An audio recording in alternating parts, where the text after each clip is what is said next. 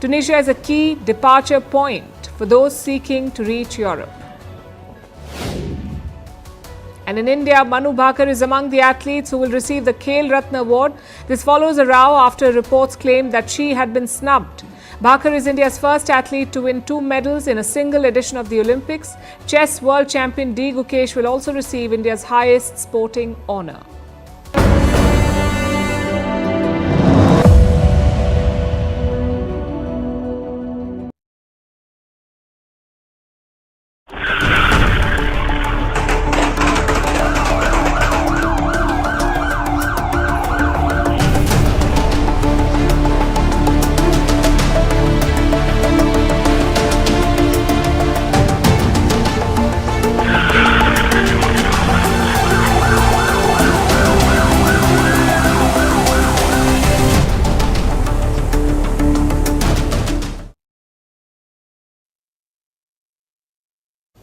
It was a New Year's party, a night of celebration, but it ended in mayhem.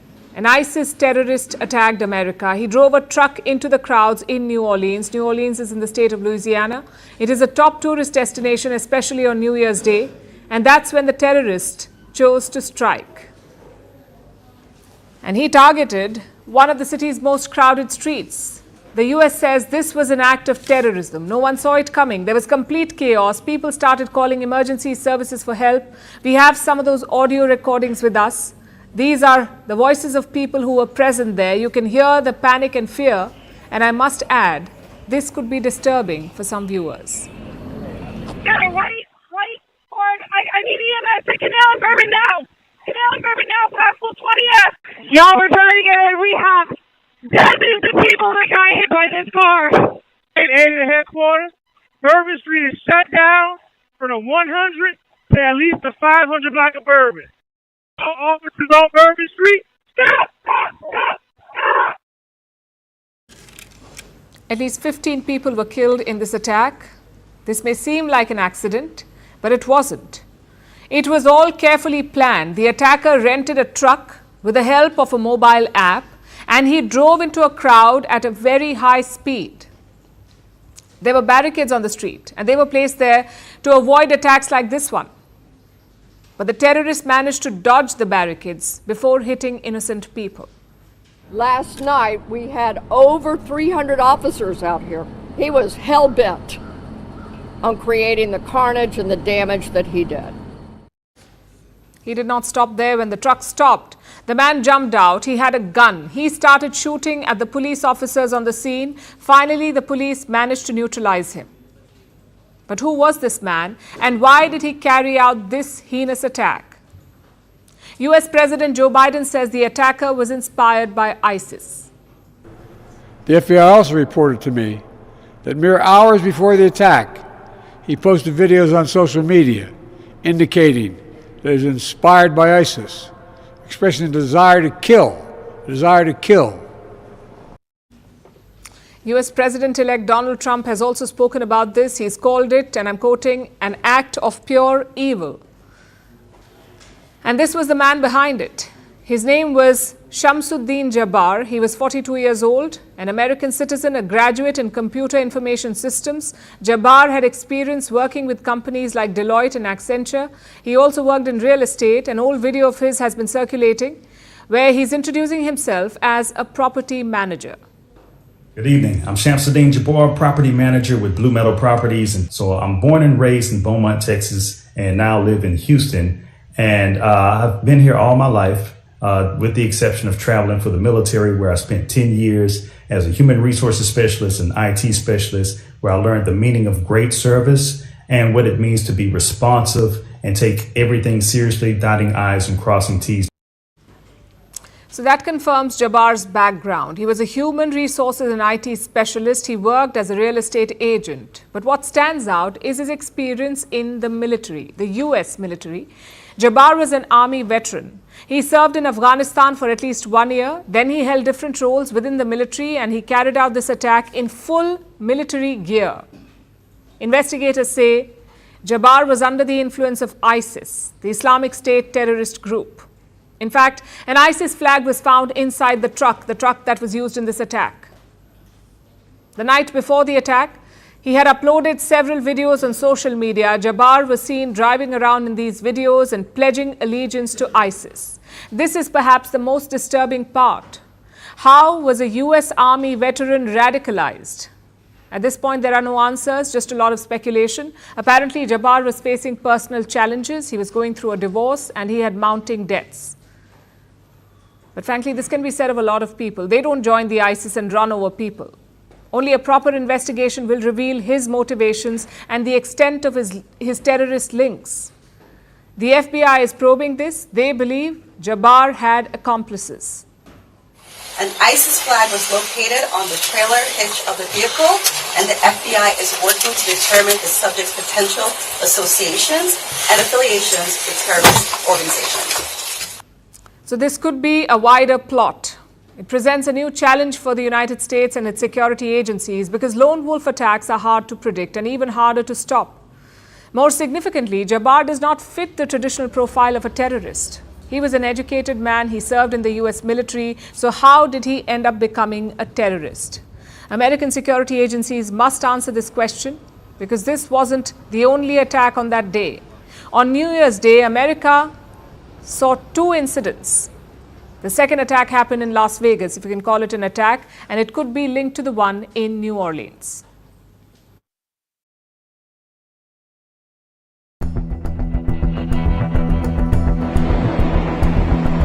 I just heard a boom. Oh my God.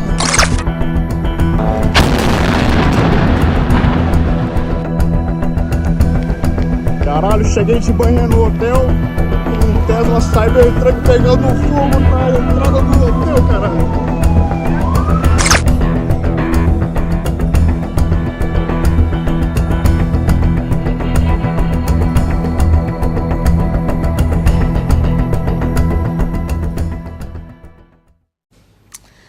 Now let's turn to the second attack, the one that took place in Las Vegas. On Wednesday morning, a Tesla Cybertruck pulled up outside a hotel, the Trump International Hotel, Las Vegas. As you can tell from the name, it belongs to the US President-elect Donald Trump. The Cybertruck rolled into the premises at about 8:40 a.m. and a few seconds later, it exploded. We have CCTV footage of the blast. There is no audio, but do take a look.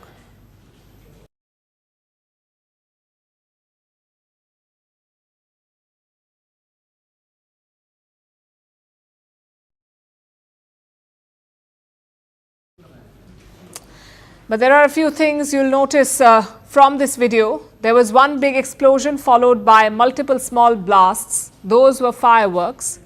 They were going off inside the car. You'll also notice that the car has not been blown apart. The frame is intact. So the explosion was not exceptionally powerful. In fact, the police say most of the blast was directed upwards. It did not even manage to break the glass doors of the Trump Hotel. Fireworks were found in the car's trunk, along with cans of petrol in camp fuel canisters. The initial blast is thought to be the result of a big firework going off or a bomb. The other fireworks and fuel did the rest of the damage. 7 people were injured and 1 person died.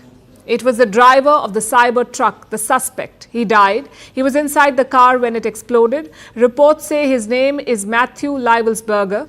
He was a soldier in the US Army. He was from the state of Colorado. That's where he rented the Cybertruck from Colorado, and he drove it to Las Vegas. He entered the city at about 7:30 a.m. on Wednesday, and then he made his way to the Trump Hotel. He blew up the truck within seconds of getting there. We know all of this thanks to security camera footage, both from the hotel and from multiple Tesla charging stations that the suspect used. Elon Musk gave this footage to the police, the Tesla station footage. He gave it to the police, and he has been actively involved in the investigation. He put out a series of social media posts yesterday. There was initially some doubt about the explosion, whether it was the Cybertruck itself that had caught fire. But Musk said the vehicle had been working fine. The blast was not related to the Cybertruck. It was because of the fireworks or a bomb inside. He also said it was most likely an act of terrorism. Musk has linked it to the attack in New Orleans. He pointed out that both assailants had rented their cars from the same car rental company called Turo. Turo has confirmed this. It says it is helping law enforcement with the investigation. And the rental company may not be the only link between the two attacks. I mentioned that the cyber truck attacker was a soldier. He may have known the New Orleans attacker, Shamsud-Din Jabbar. Jabbar, like we told you, was a US Army veteran. Reports say both men served at the same military base. A link between them has not been confirmed yet. Also, the Las Vegas blast has not been designated a terror attack. Yeah, so the question is there any links to ISIS? And I will tell you that we don't have any indication of that here in Las Vegas. No overt ISIS flag as was seen in New Orleans. But again, we are investigating every aspect of this. As of right now, our number one goal is to ensure that we have the proper identification of the subject involved in this incident. Following that, our second objective is to determine whether this was an act of terrorism or not. I know everybody's interested in that word and trying to see if we can say, hey, this is a terrorist attack. That is our goal, and that's what we're trying to do. We have a ton of resources dedicated to this right now. Both the Las Vegas police and the FBI are investigating this blast. They're looking into the terror angle, but for now, they're calling it an isolated incident. However, they know that it could be bigger than that. We know that Elon Musk is working with President-elect Trump, and it's the Trump Tower, so there's obviously things to be concerned about there, and that's something we continue to look at. Trump and Musk. Trump will become president on the 20th of January. Musk will be one of his key advisors. The attacker chose to blow up a Tesla cyber truck right outside a Trump hotel. It's hard to believe that this is a coincidence. We'll keep you posted as this story develops.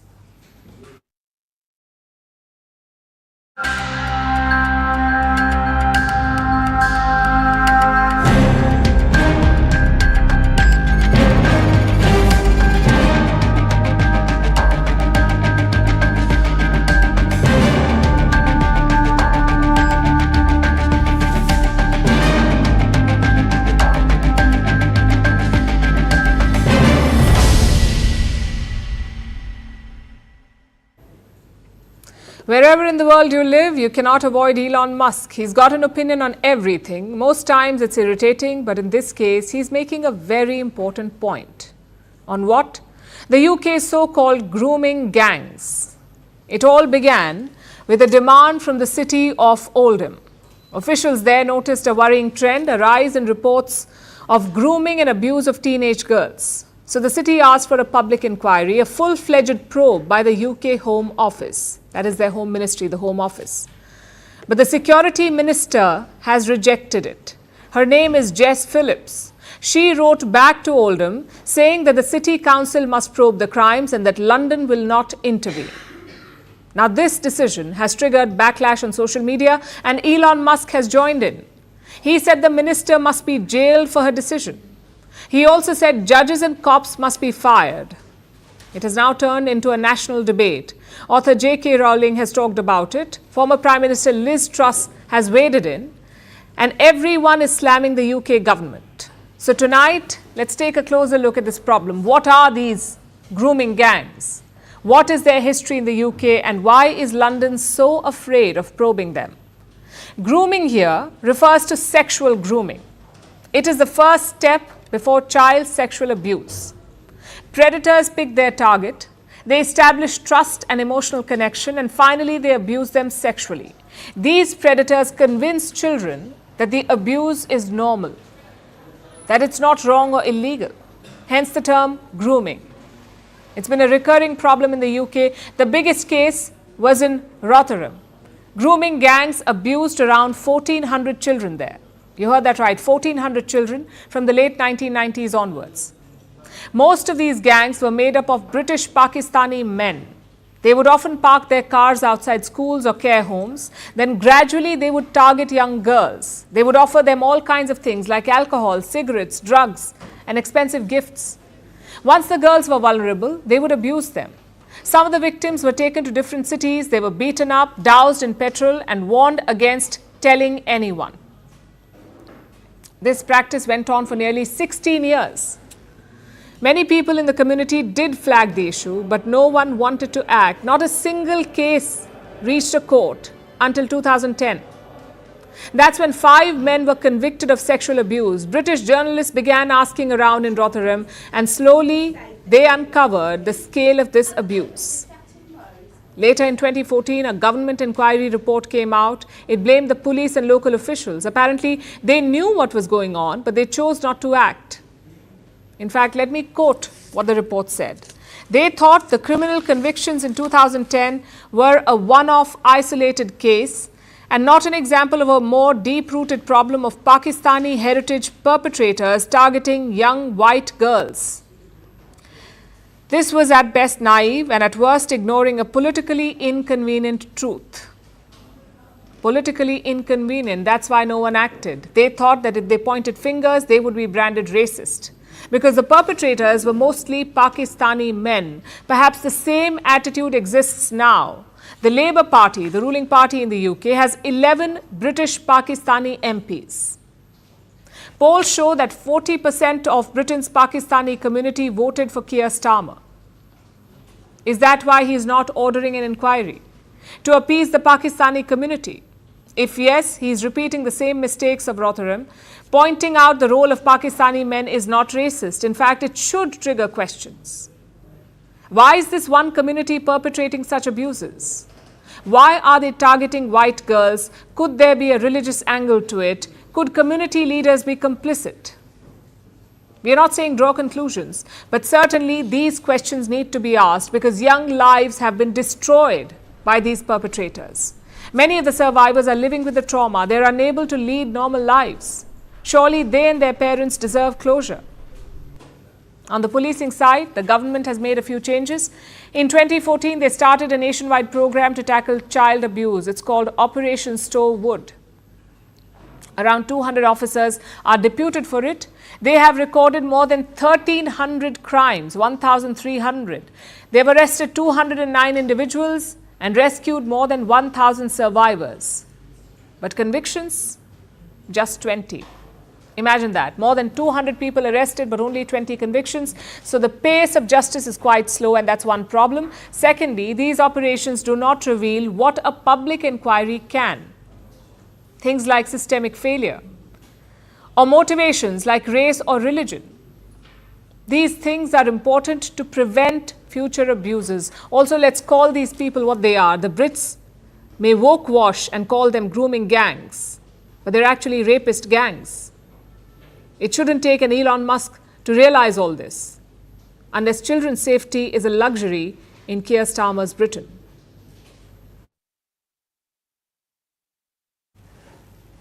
Elon Musk's intervention makes a lot of sense in this case. Unfortunately, he's not being able to create the same impact at home with the MAGA supporters. Their campaign against Indian Americans continues. In fact, MAGA has found a new enemy now.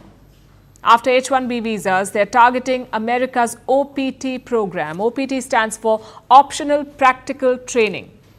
International students studying in the US use it. With the help of OPT, they can stay back in the US and work for at least a year to gain practical experience. And just like the H-1B visa, Indian students benefit from this program. So Trump supporters want it gone. Our next report has more details. Donald Trump couldn't have been more clear. Why'd you change your mind on H-1B visas, sir? I didn't change my mind. I've always felt we have to have the most competent people in our country. We need competent people. America needs competent people. That should have ended the debate. But MAGA supporters simply refuse to give up. They've now found a new target, OPT, or Optional Practical Training. It's a visa program and an important gateway for international students to come to America. It was started way back in 1947. The idea is quite simple. OPT is like a work pass for international students. If you're studying in the United States on an F1 visa, you can use OPT to gain real-life experience. With OPT, you can work part-time while you're still in school. After you finish your degree, you can work full-time for a whole year. If you have studied a STEM subject, that's science, technology, engineering and math, you get an extra year. That's a total of 2 years to gain full-time work experience. So if you're a student in America, your chances of landing a cool job increase substantially with OPT. Employers too benefit from the program since they can access a pool of new and skilled talent without sponsoring a visa for them. It saves them money. Indians are the largest cohort of international students in America, so by extension, they are the biggest beneficiaries of OPT. Last year, there were over 300,000 Indian students in the United States. Almost 100,000 of them were enrolled in OPT. Over 50% of them are enrolled in STEM courses. MAGA supporters have now turned their attention on them and the OPT program.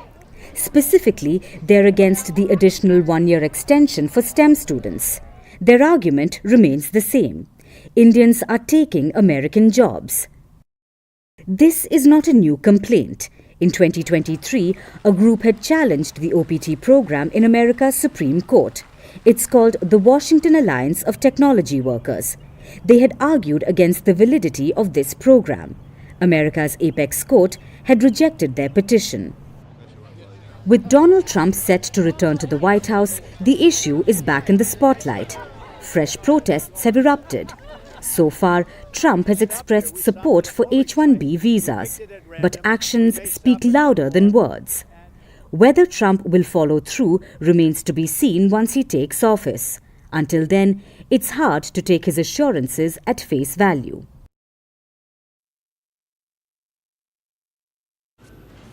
Our next story is from Bangladesh. The country really knows how to adhere to the old saying, history is written by the winners. Dhaka just went through a political upheaval. Their long-serving Prime Minister Sheikh Hasina was ousted. They have an interim government in place led by the unelected Muhammad Yunus. This regime is failing to put out the various fires that keep cropping up all over Bangladesh. From religious strife to unchecked mob violence, and amid this turmoil, some historians have decided to take advantage. They are updating Bangladeshi history books. Or should I say they are defiling them, because these so-called historians are omitting facts and implanting fiction instead. Bangladesh declared independence from Pakistan on March 26, 1971. This is a fact. The declaration was made by Sheikh Mujibur Rahman. He is the father of the nation, also Sheikh Hasina's father. Sheikh Mujibur Rahman declared independence just before he was detained by the Pakistani army. He sent a telegram proclaiming an independent republic. This was also considered a fact. But not for the current textbook writers, apparently. Instead of attributing the declaration to Sheikh Mujibur Rahman, they are giving the credit to another man, Ziaur Rahman, a former army general, the 6th president of Bangladesh and the founder of BNP, the Bangladesh Nationalist Party. The BNP is one of the two major parties in this country. It is led by Khalida Zia, Ziaur Rahman's widow, and Sheikh Hasina's arch rival. Bangladeshi politics has been a long-running clash between these two dynasties. Sheikh Mujibur Rahman and Ziaur Rahman worked together to secure Bangladesh's liberation. Both were eventually assassinated, but despite these similarities, their families and supporters have been at loggerheads. And every time one side gains power, they disparage the other. That's happening again now.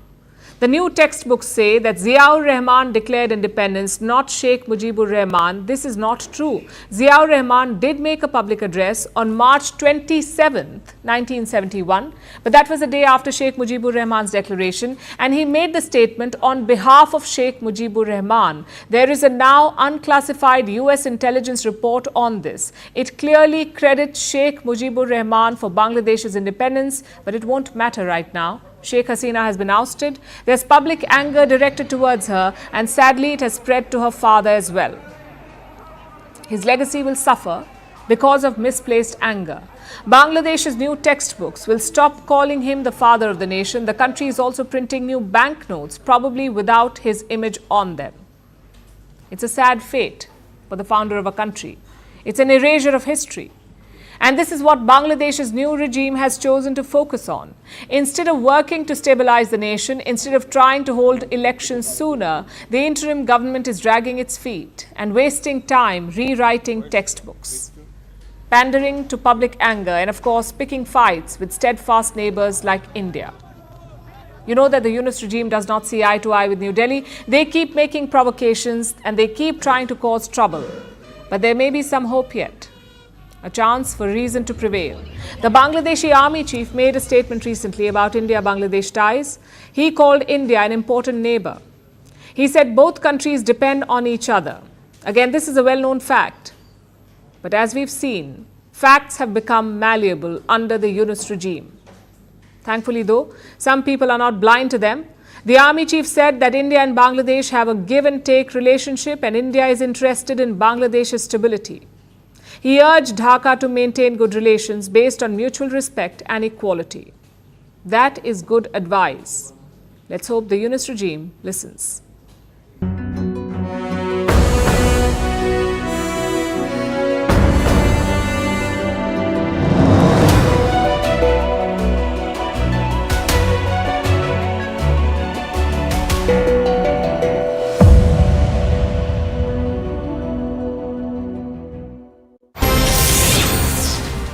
All right, moving on to more news from United States. 15 people were killed and at least 35 injured after a man drove into large crowd in New Orleans, Louisiana in the early hours of New Year's Day. At about 3:15 local time on New Year's Day, a Ford pickup truck rammed into crowd gathered on Bourbon Street in the heart of New Orleans, and French Quarters is where the incident has happened. And the CCTV footage shows a white Ford F-150 Lightning vehicle driving onto the pavement to get around a police car before hitting the pedestrians. Now, police described the act as very intentional, adding that the attacker, identified as Shamsud-Din Jabbar, was hell-bent on creating the carnage and the damage that he did.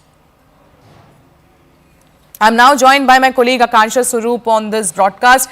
Akansha, give us more detail about this accused. What was his plan really when he rammed into this particular area? A very good morning, Sharon. It's deeply tragic that the new year for Americans has begun on such a tragic, horrifying note. This entire incident is being treated as a terrorist act.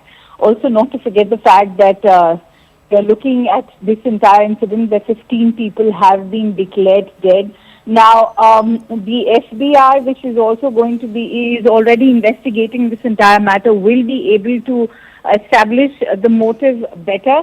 But it's important to highlight that this person entered the U.S. border just 2 days ago, and which is why the U.S. President-elect has also, in fact, denounced this entire incident as an act of terrorism. He's also gone on to condemn and blame it on illegal immigration, remember, which was a very crucial issue during his own election campaigning. And he's gone on to react by saying that when I say that criminals coming in are far worse than the criminals we have in our country, that statement was constantly refuted by Democrats and the fake news media, but it turned out to be true.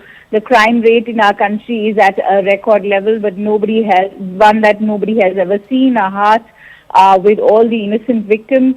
And that's what he's now questioning, that how is such illegal immigration taking place, because this man entered the U.S. border 2 days prior to the attack through Texas. At the same time, the outgoing President, Joe Biden, has been also blasted for his tone-deaf reaction, because soon after the terror incident, the first tweet coming in from the U.S. President was Happy New Year, folks. And soon after, he was trolled, which is when he started reacting to the incident, and he's also gone.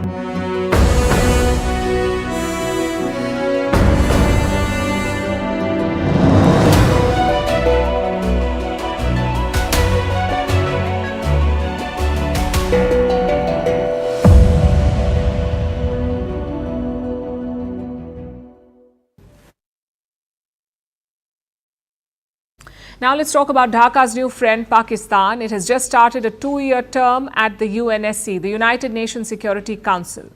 Pakistan is a non-permanent member. It will sit on this 15-member body for the next 2 years. And it has a lot on its agenda. But no prizes for guessing what is on top of this list. It's Kashmir.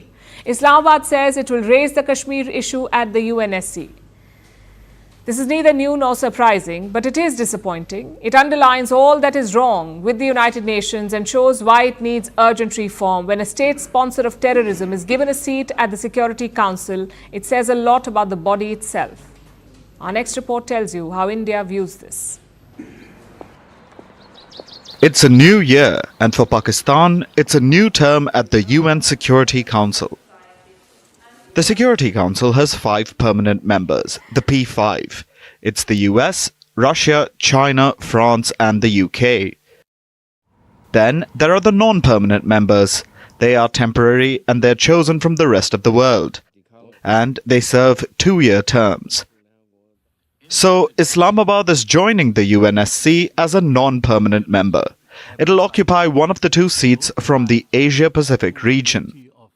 The other one is South Korea. This is the 8th time that Pakistan has held a seat in this 15-member body.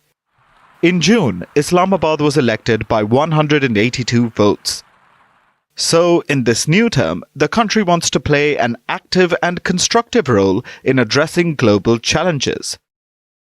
Pakistan says it wants to halt wars, promote the settlement of disputes, and contain the negative impact of the arms race. That is its agenda for 2 years. But Islamabad has one more thing on its list. That's to rake up the Kashmir rhetoric. Pakistan, being Pakistan, has always tried to internationalize the Kashmir issue. We have seen that at the United Nations.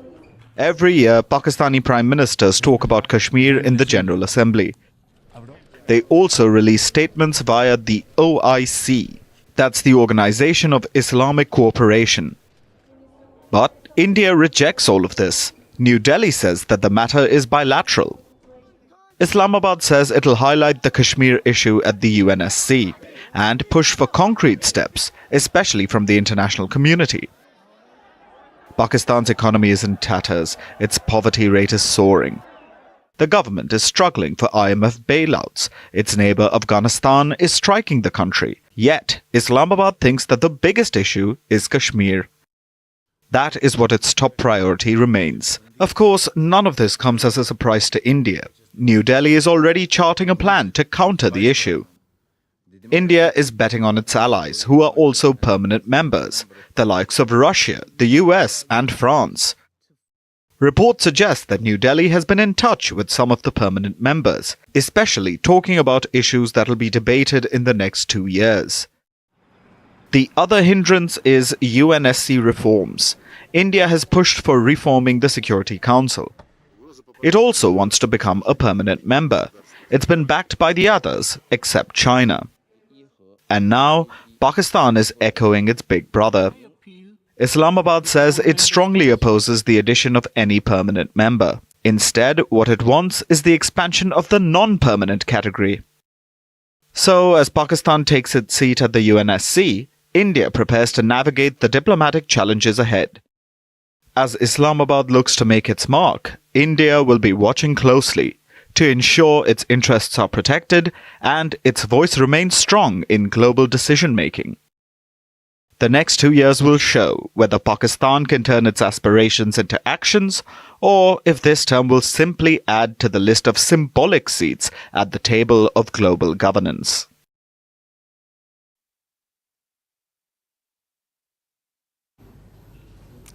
Here in India, people are very tolerant. Big potholes on the road, they'll eventually get it fixed. Corruption by a minister? Well, bribes get things done. But an embarrassing loss in cricket? That won't do. Expect a nationwide demand for accountability, and that's exactly what is happening right now.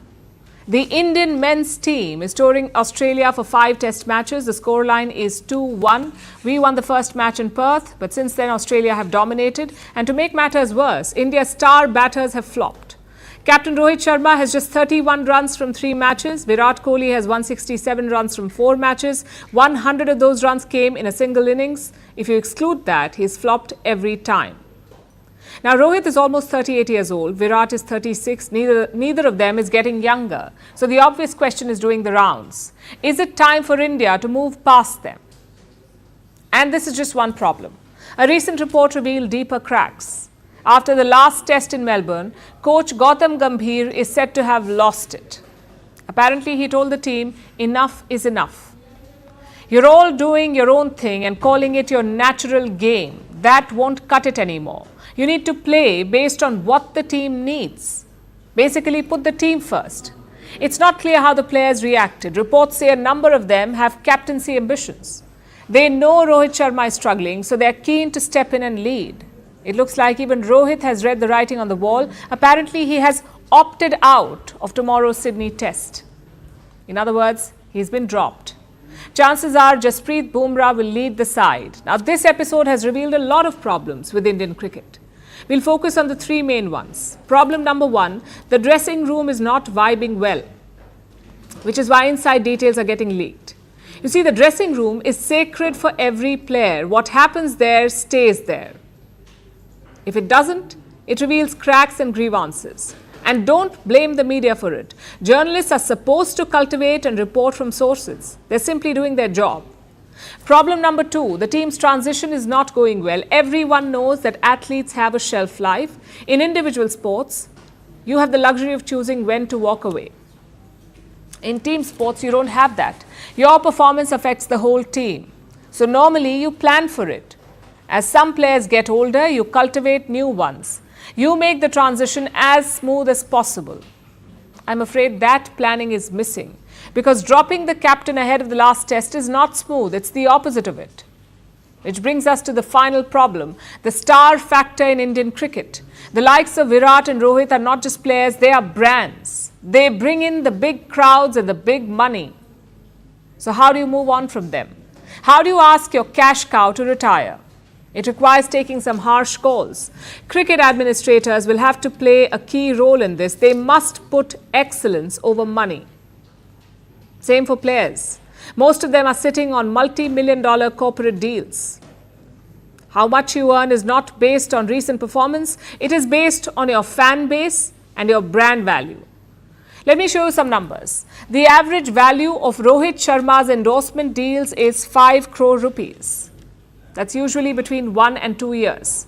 For Jasprit Bumrah, it is 3 crores. Now, Bumrah is the leading wicket taker in tests this year. He is undoubtedly India's most important player. Meanwhile, Rohit Sharma is the 15th highest run getter. Virat Kohli is even further behind. Do you see the problem here? Recent performances have no bearing on value. It's all about existing brands. These players have huge fan armies and social media. If you criticize them, they will attack you. Want proof? Just look at the comments below this video. They will attack your intelligence, your right to an opinion, and even your family.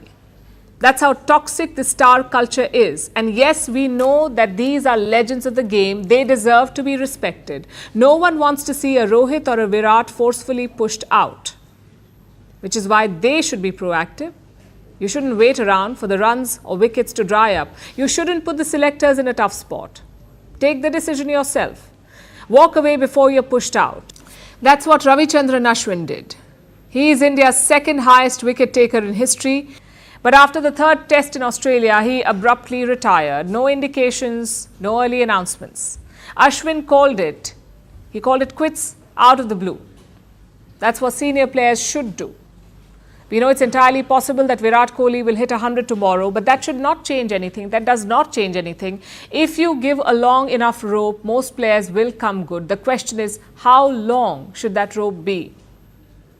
And should brand value decide its length? Whatever happens tomorrow, this series will be remembered for a long time.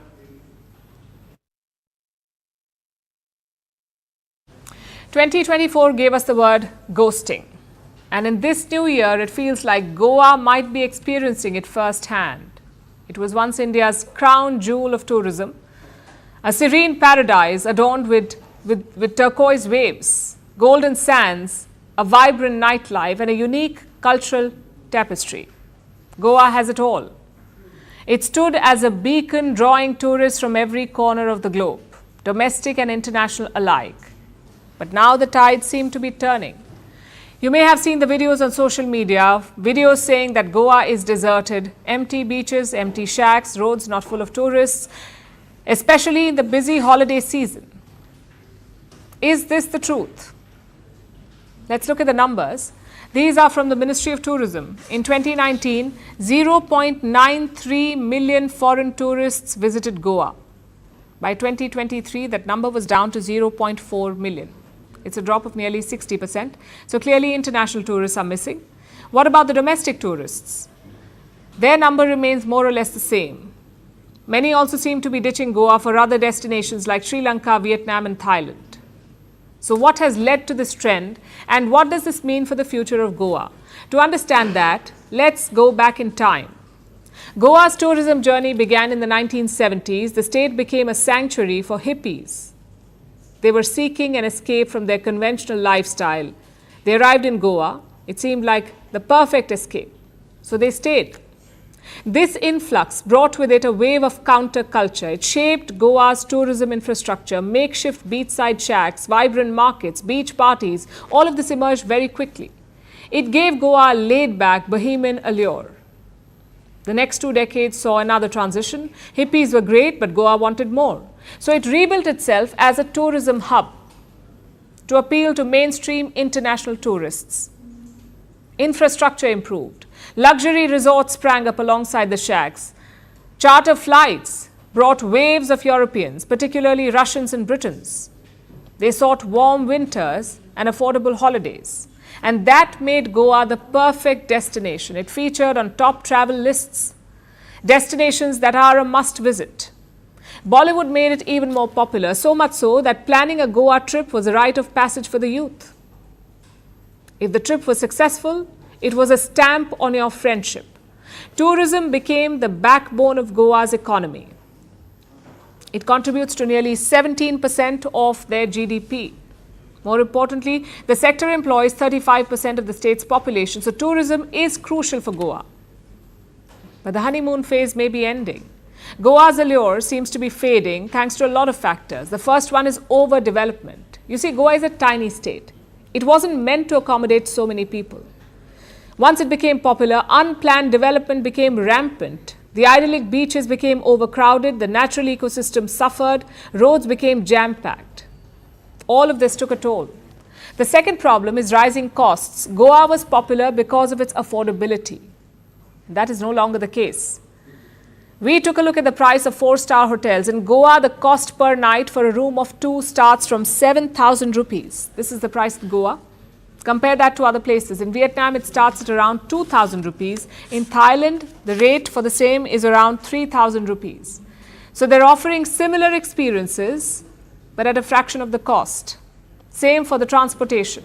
Goa has what is infamously known as the taxi mafia. They control cabs in the state. They charge exorbitant fees and there are no real alternatives. App-based cabs like Uber and Ola cannot run in the state. All of this is impacting tourism. So how is the state responding? Well, the stakeholders paint a complex picture. The state government insists that all is well and hotels are occupied at full capacity. But hotel associations say that there is a dip in booking during peak periods, an almost 15 to 30% decline in occupancy. Beach shack owners say the buzz is missing. Their establishments are not as busy. So right now, Goa is at a crossroads. And this is not just about the numbers, this is also about the vision, about what the state wants to be.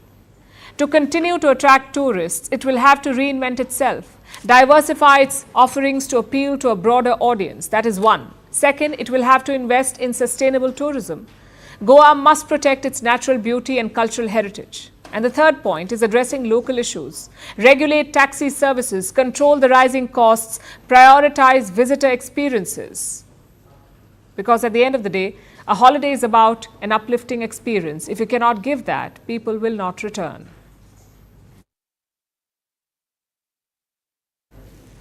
After Goa, let's talk about the galaxy. You already know that it is filled with stars, but what you may not know is this. Many of these stars exist in pairs. In other words, they are binary stars. They are linked together as they orbit the galaxy. For the longest time, our sun had been an exception. But new research disagrees. Now studies say that our sun has a long-lost twin, that once upon a time, it had a stellar companion too. So what happened to this solar sibling? Where did it go? Here's a report. The Earth's sun is like a lone wolf. It leads an isolated existence. Full of adventure, it orbits in one of the Milky Way's spirals all alone. And this is quite unlike other stars in our galaxy. Recent studies have spotted multiple binary stars, meaning stars that orbit the galaxy while being linked together as pairs. This may seem strange, but it's fairly common. According to NASA, the variety seen in double star systems is nearly as rich as the galaxy's stellar population as a whole. In fact, the discovery of binary stars is so common that scientists now believe that maybe all stars were once in binary relationships, meaning they were born as pairs. So, could our now lonely sun also have had a stellar sibling? According to new research, most probably. This can be hard to believe. After all, the nearest star to our sun is the Proxima Centauri. It's about 4.2 light years away. Basically, it's so remote that it would take the fastest spacecraft ever built more than 7,000 years to reach the star. But this is now. Our sun first formed 4.6 billion years ago, and a lot has happened since then. Recent research says that the sun's twin could have previously existed. It claims that the sun may have a long-lost twin which broke away from the orbit, and in all likelihood it was significantly different in mass, meaning it wasn't the same size as our sun. The star at the center of our solar system may seem huge to us, but in scientific terms, it's a mid-sized yellow star. And scientists believe its twin was a far smaller and much cooler red dwarf. This sounds fascinating as a concept, but we are fortunate that our sun does not have a companion, at least today. Its gravitational pull would have disrupted the orbit of the Earth and other planets. It would have condemned us to extreme temperatures, from unbearable heat to terrible cold. It would have probably been too inhospitable for life. So if this solar sibling did exist, it's good news that it's now lost among a sea of stars.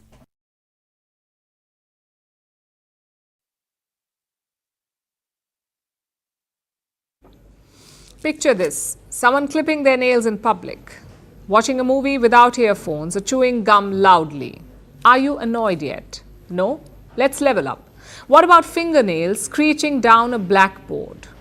Or a tiny fly buzzing around your head?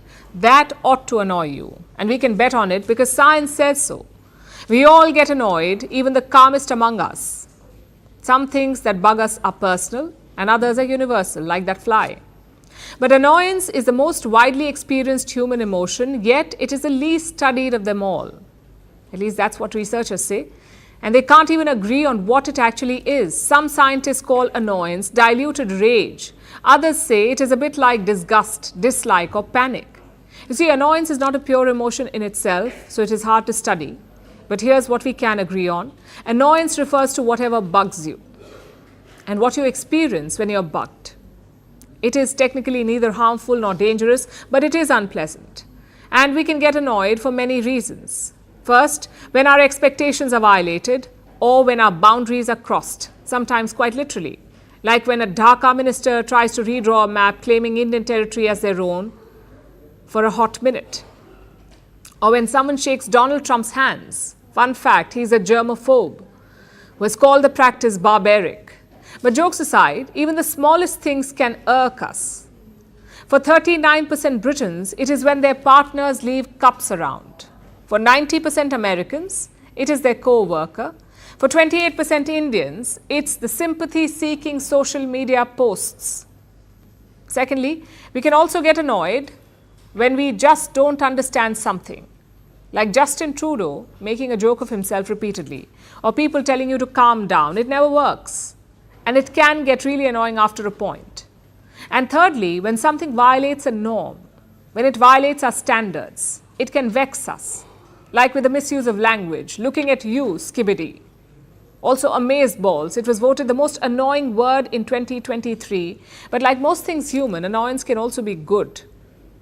It can serve a purpose. We see this with many auditory annoyances like a baby's wail and an ambulance siren. They demand our attention. But let's face it, getting annoyed is rarely a good feeling. So if you want to tone down the vexation, here is some mixed advice. Psychologists say, look inwards, drop your standards, practice empathy. Mindfulness gurus say meditate. This will increase the annoyance threshold. Plus, it's difficult to picture an irritated Dalai Lama. But there is only so much inward looking that you can do. So if nothing works, anthropologists suggest an alternative. Permanently relocate to Ifalik. It's an island in Micronesia. Its people apparently live the most irritation-free life in the world. Or you can follow the Zen philosophy and become dead inside. Quote unquote, be thoroughly dead, then nothing can trouble you. Or on a more realistic note, you can try looking outwards, perfect the art of glaring and practice it on those who annoy you. That way, you will be happy, the person annoying you will be annoyed, and life will come full circle. If it works, write to us.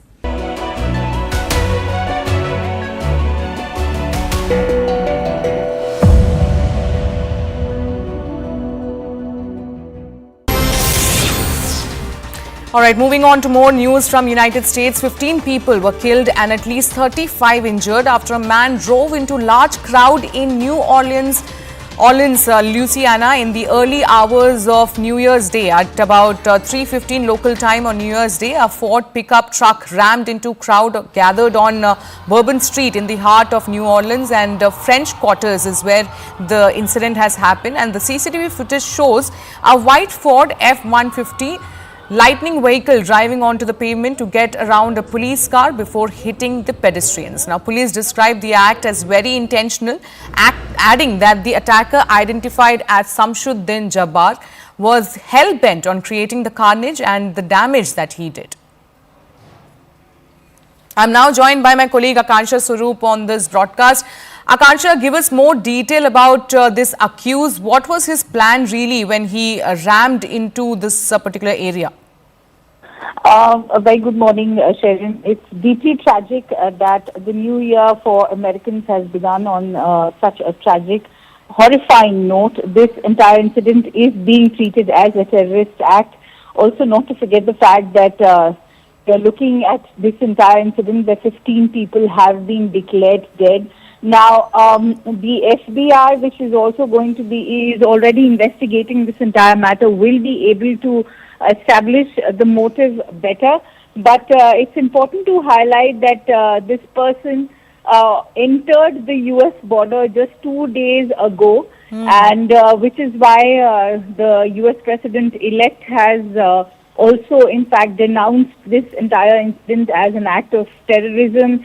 He's also gone on to condemn and blame it on illegal immigration, remember, which was a very crucial issue during his own election campaigning. And he's gone on to react by saying that when I say that criminals coming in...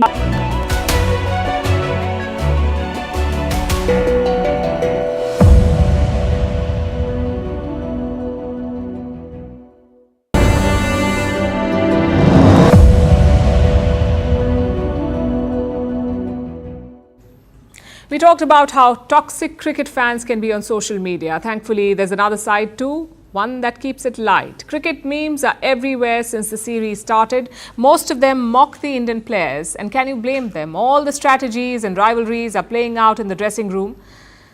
So what's left for the field? Nothing, it seems. The coach is literally reminding the players that cricket is a team sport. It's not an ideal position to be in. Perhaps the online humor can soften the blow. Take a look.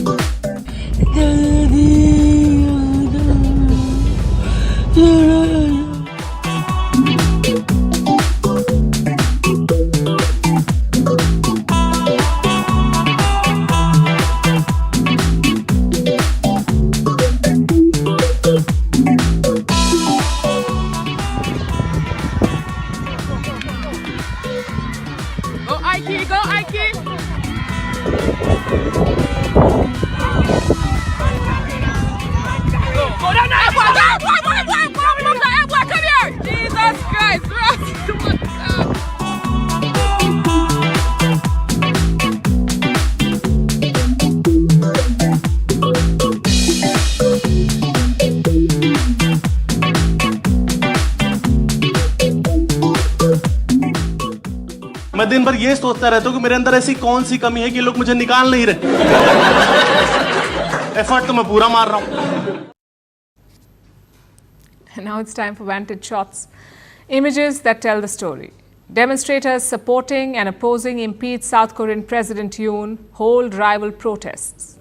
China gears up for the Year of the Snake with multiple celebrations, and a rare aurora borealis appears over Inner Mongolia. Finally, we are taking you back in history. On this day in 1959, the Soviet Union launched Luna 1. It was the first spacecraft to leave the Earth's orbit. It was also the first to reach the vicinity of the moon. We are leaving you on that note. Thank you for watching. We will see you tomorrow.